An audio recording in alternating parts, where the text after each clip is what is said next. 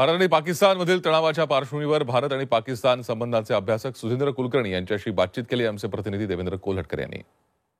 Sudhindra Kulkarni sir आपल्यासोबत आहेत, आपण त्यांच्याशी बातचीत करतोय.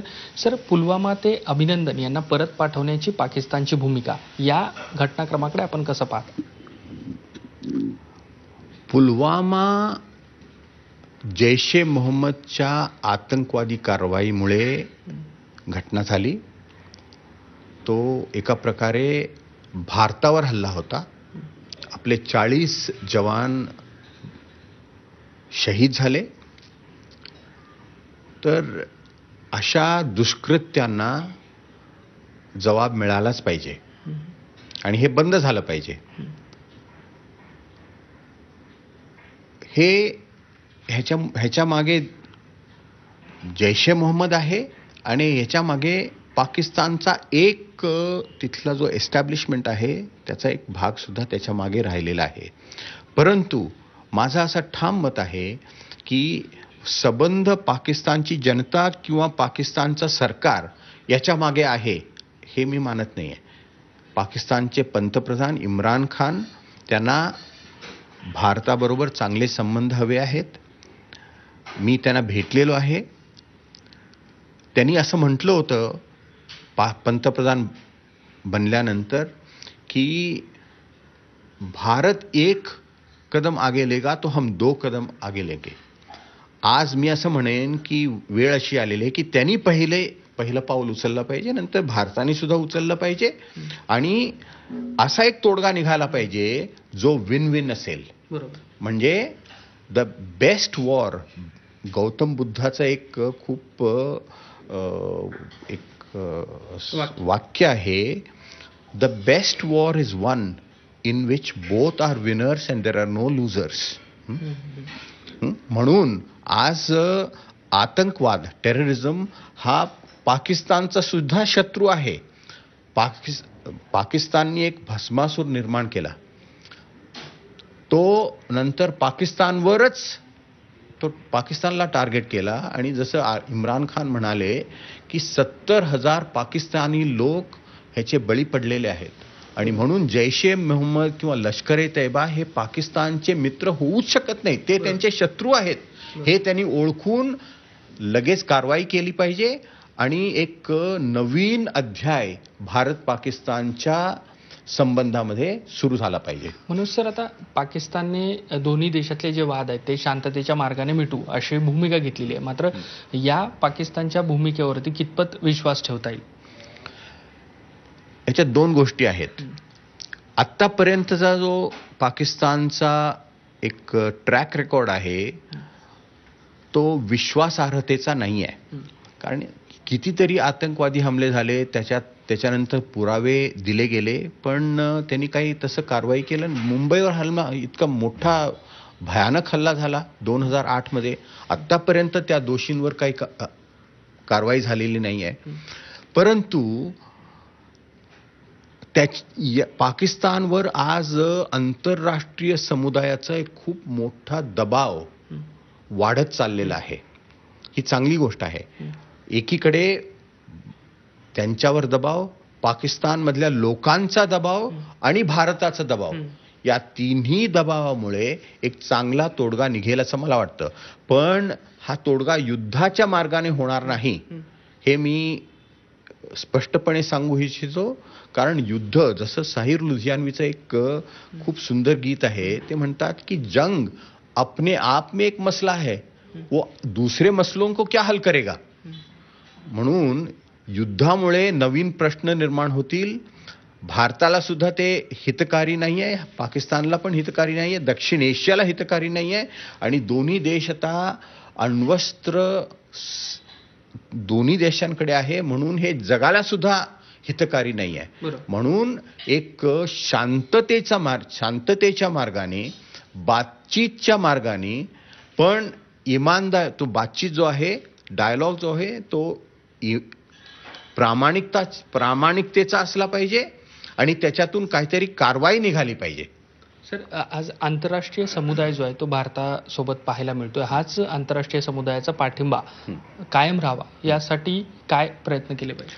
आंतरराष्ट्रीय समुदायामध्ये एक स्वागतार्ह बदल झालेली आहे. ह्याचा एक संकेत आज आपण आजच्या घटनेत आपण पाहू शकतो की आज आपले परराष्ट्र मंत्री सुषमा स्वराज UAE ला गेलेले आहेत आणि तिथे ऑर्गनायझेशन ऑफ इस्लामिक कॉन्फरन्स, आता त्याचं नाव organization of Islamic cooperation OIC, OICच्या मीटिंगमध्ये पहिल्यांदा भारतीय परराष्ट्र मंत्री यांना इन्व्हिटेशन दिले गेलेले आहे.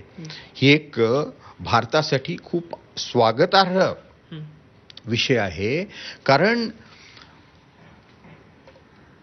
OIC याला मुस्लिम देशांमध्ये असं मानलं जातं की हे मुस्लिम विश्वाचा युनायटेड नेशन्स आहे.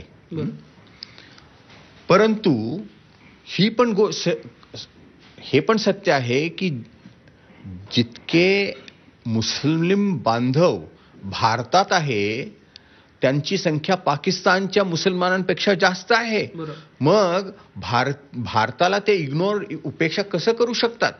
म्हणून UAE असो किंवा सौदी अरेबिया असो, इतर मुस्लिम राष्ट्रांमध्ये सुद्धा भारताकडे बघण्याची एक दृष्टी बदललेली आहे.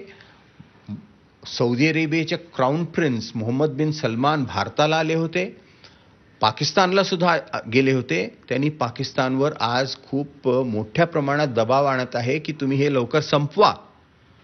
म्हणून मुस्लिम राष्ट्रांची दृष्टी बदललेली आहे. चायना सुद्धा आज पाकिस्तान आणि भारत यांच्यामध्ये तणाव होऊ नये, युद्ध होऊ नये म्हणून त्यांचा सुद्धा डिप्लोमॅटिक दबाव वाढत चाललेला आहे. अमेरिकेचा दबाव आहे, रशियाचा दबाव आहे. आणि म्हणून ही जी एक नवीन आंतरराष्ट्रीय एक कन्सेन्सस टेररिझम विरुद्ध जो झालेला आहे तो स्वागतार्ह आहे. तो आणखीन बळकट करण्यासाठी आपण काम केलं पाहिजे. आणि या काम करण्यामध्ये भारत आणि पाकिस्तान एकत्र येऊन जर काम केले ना तर हे खूप एक मोठं पाऊल होईल. आणि या दिशेने इम्रान खान आणि नरेंद्र मोदी या दोन्ही नेत्यांनी लवकरात लवकर भेटून हा प्रश्न मिटवला पाहिजे. आणि इतर जे मोठे प्रश्न आहेत, काश्मीरसारखा प्रश्न, त्याच्यावर एक सार्थक चर्चा सुरू केली पाहिजे. सर, एक शेवटचा प्रश्न, या सगळ्या घडामोडींच्या पार्श्वभूमीवर इथून पुढे भारत-पाक संबंधांची दिशा कशी राहील असं वाटतं? मला असं वाटतं की याच्यानंतर भारत आणि पाकिस्तानमध्ये एक चांगले संदर्भ परत मला असं वाटतं की यापुढे भारत आणि पाकिस्तान संबंधांमध्ये एक चांगली वळण येईल. तुम्ही सोशल मीडिया सुद्धा जर बघितलात तर तिथे एक खूप मोठा वर्ग आहे, मोठी आवाज आहे. भारताबरोबर संबंध चांगले झाले पाहिजेत. तिथे आधी जो एक अँटी इंडिया इतका मोठा जो एक सूर होता तो आज दिसत नाहीये. ते म्हणतात की लवकर हे चर्चेने बातचीतच्या द्वारा हे संपवा. म्हणून भारत आणि पाकिस्तानच्या दोन्ही देशाच्या लोकांमध्ये people to people conversations, contacts वाढले पाहिजेत. आपल्या देशातले जे पॉलिटिकल लीडर्स आहेत, त्यांचे जे पॉलिटिकल लीडर्स आहेत त्यांच्यामध्ये संवाद सुरू झाला पाहिजे. आपले BJPचे लोक तिथे गेले पाहिजेत, काँग्रेसचे लोक गेले पाहिजेत. त्यांच्या बिलावल भुट्टो आहे आणि इतर जे आहेत त्यांना इथे बोलवा.